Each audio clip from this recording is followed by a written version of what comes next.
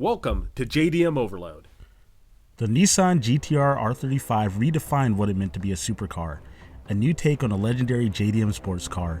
With its sleek styling and gravity-defying handling, it seemed like a nearly perfect design that would be difficult to improve upon.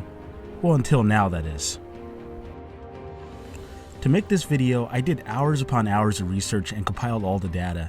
Then I took what I knew were facts, mixed it in with some credible rumors, and sprinkled it with some educated guessing to give you a good picture of what the next generation Nissan GT-R will be like. Looks, performance, specs, and price. The R36, like every GT-R before it, will smash records and achieve a legendary status. If you're a huge fan of Nissan like me, you have seen the Nissan Vision GT 2020 concept. It's a sleek, conceptual car that seems to incorporate many Nissan-style cues. Some of the cues seem to be an evolution of elements of the current Nissan GT-R. What's so special about this car, you may ask? Well, Nissan's creative chief, Nakamura, has already stated that the R36 will basically have the same front and back end as this car. Unlike the 2020, however, this car will keep to its Skyline GT-R roots by being a 2x2 coupe. And in order for it to be more appealing and comfortable to people of all ages and sizes, I would expect Nissan to raise the roof a bit. The R36 will come equipped with a variant of the same engine used in Nissan's Le Mans race car. It will be a variant of the 3.0 twin-turbo V6 and put out over 600 horses. The kicker is that in addition to this, the V6 will be mated to an electric engine, adding another 136 horses. Not only will this propel the platform from 0 to 60 in around 2.5 seconds, it will also aid the car in power at high altitude. This car is gonna be a beast.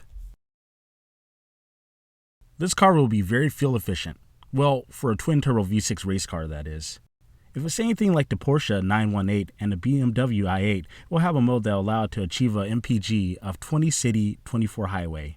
Knowing Nissan's approach to sports cars and tradition, we can already assume with some accuracy that the car will still be heavy, but in fact lighter than the R35.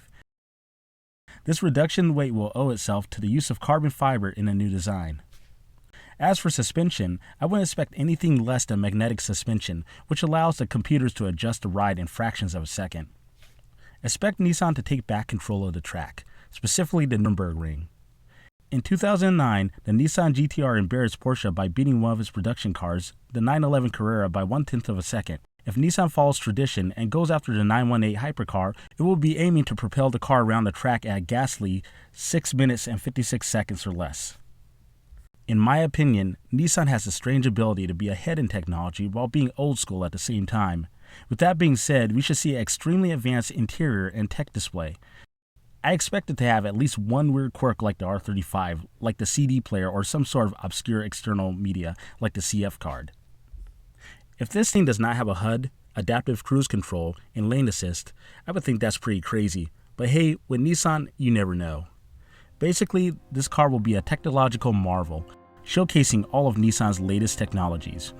And all for a reasonable price, for a hypercar that is. And this brings up another question I've been pondering. What price will such a high-tech vehicle like this cost?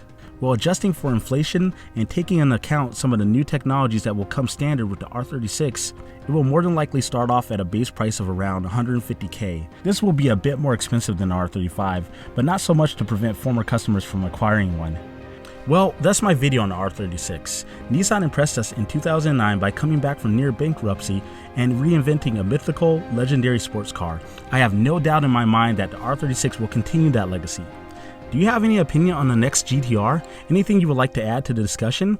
Well, please leave it in the comments below, and don't forget to subscribe for new content. Thanks for watching.